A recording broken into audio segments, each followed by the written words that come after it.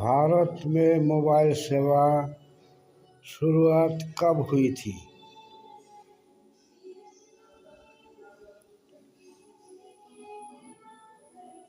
दोस्तों रुको, से ये संदेश पहले तुम्हारे लिए है।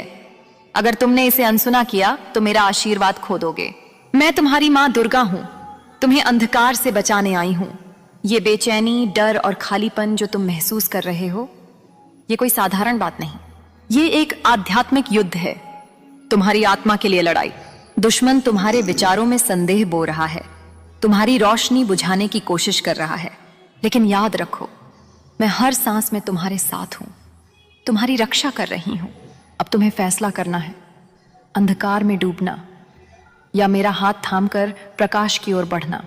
अगर मुझ पर विश्वास करते हो तो इस वीडियो को लाइक करो, शेयर करो और कमेंट में लिखो जय मां दुर्गा।